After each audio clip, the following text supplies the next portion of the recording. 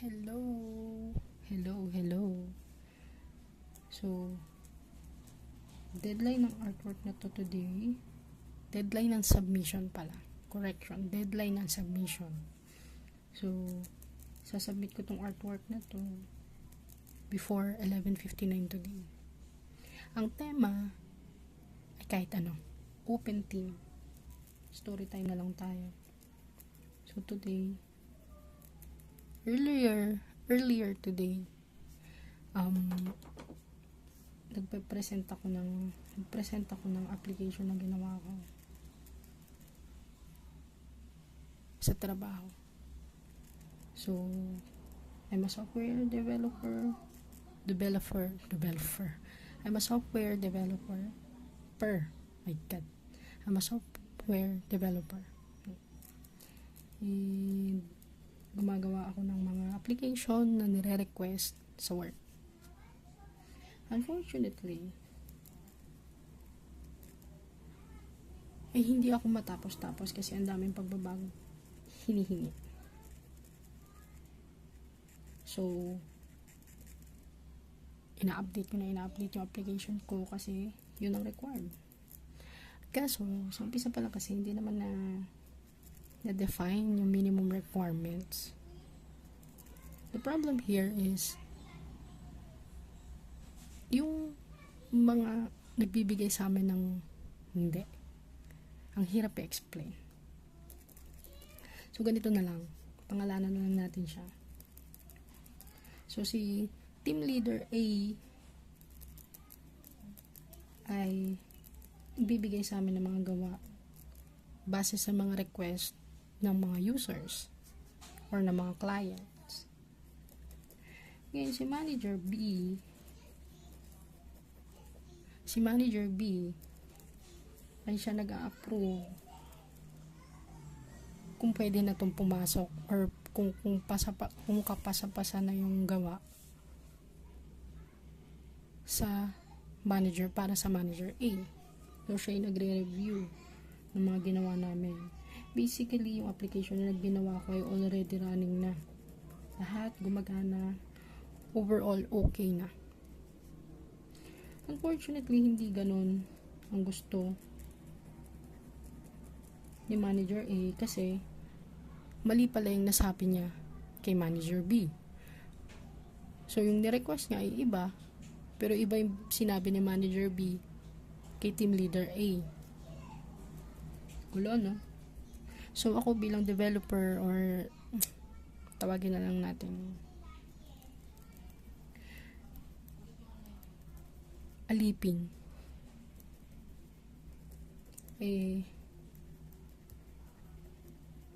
Ginawa lang naman ng inutos. Unfortunately, hindi ganun yung nangyari. Sinabi ni Manager A na hindi daw yun ang gusto niya, hindi daw yun ang na-request niya. Knowing na meron naman ako minimum requirements, hindi niya tinatanggap. So, ni-request niya na baguhin ko lahat. Okay, binago ko. Binigyan lang ako ng 2 weeks para baguhin. That was 2 weeks ago. So, supposedly ngayon ipe-present ko na sana yung mga ginawa ko. Unfortunately, si Manager B, puro unfortunately na lang. Unfortunately kay Manager B, masyado siyang hindi ko na siya maintindihan.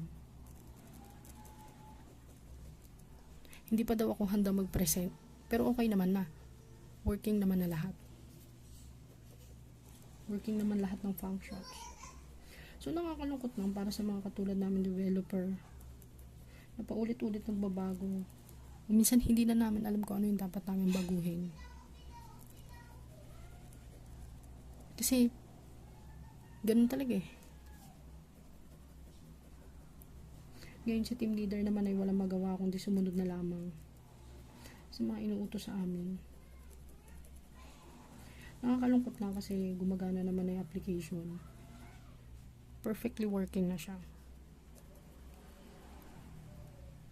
Pero may mga iba pang pinapagawa na wala naman sa minimum requirements. So yung life cycle, hindi siya masyadong na utilize. Tama ba? But yung life cycle, hindi nasusunod. Kasi that's not how the life cycle of building an application works.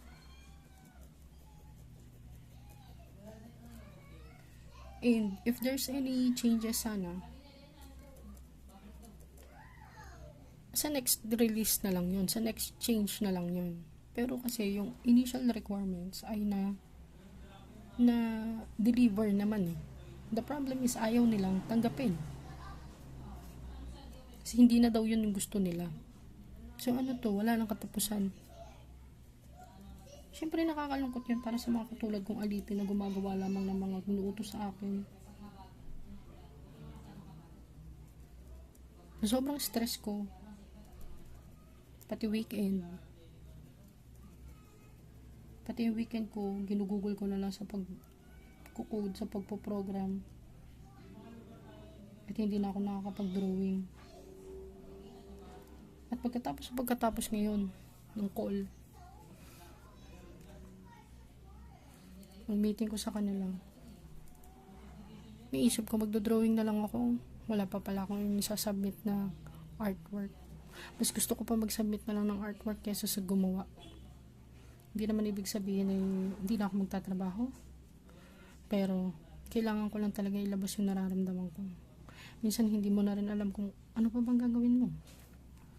Kailangan natin itong gawin. At baka mabaliw ako. Mabaliw si Lele. Isa to sa mga klase ng challenges ng mga developers. Kasi kahit define naman yung minimum requirements, the problem is nagbabago. And at the same time, yung mga nasa taas, hindi sila nag-i-stick doon. Hindi sila nag-i-stick doon sa minimum requirements na binigay nila at the first place. So, kamusta naman yun, di ba?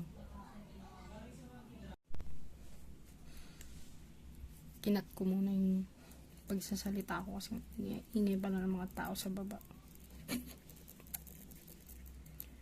Anyway, yun lang naman mga concern ko sa ngayon. Gusto ko naman yung ginagawa ko. Kaso, kung wala naman natatapos, parang wala rin na-deliver. Anyway, sa sahod pa rin naman ako kahit di ko naman siya magawa. Pero hindi naman dapat ganun ang mindset. Ang mga application na ginagawa namin, isipin na lang natin na parang anak namin sila. Gusto namin silang mapaganda, mapabuti. Siyempre, gusto nating umabot yun dun sa deployment o yung tinatawag na mapunta na sila sa live version. Ingay naman ang pamangkin ko. So yun yung gusto natin, na gusto ko.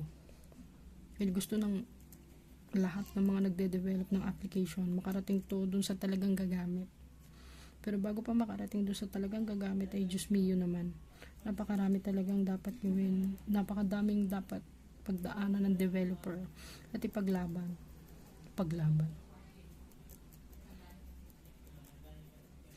Wala lang, nalulungkot lang ako. First time natin tong story time. And if story time lang din naman, napakarami kong pwedeng kwento about sa pork. Hindi natin pagchichismisan ng mga tao. Pagchichismisan natin yung mga ginagawa ko. Ganun na lang. Anyway, by the moment na ma-release tong video na to, or ma-release yung video na to, itong ginagawa ko ay malamang na-publish na itong artwork na to. Hindi ito pwedeng i-publish. Hindi ito pwedeng i-publish actually. Before i-publish ng nila. Online art show naman ito. So, dapat sila muna yung mauna mag-publish nito, yung exhibiting team, before namin ilabas or i-release. Pero before naman na ma-release tong video, nailabas na rin itong artwork. Mauunang mailabas itong artwork for sure. Anyway, ano pa ba? Pabang gusto kong idaldal. Lulungkot lang ako. Marami pa akong call today. And in fact, wala na akong babaguhin pa dun sa application na ginagawa ko kasi it's perfectly working na. Inaantay ko na lang kung ano ba yung dapat kong gawin. Let's wait. Let's wait and let's see. Babalitaan ko kayo. Babalitaan ko kayo kapag okay na talaga. Pero so far, nalulungkot lang ako. Siyempre gusto ko rin naman na matapos yung ginagawa ko.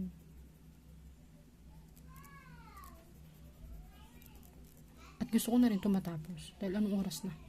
9:07 na. Oh my goodness.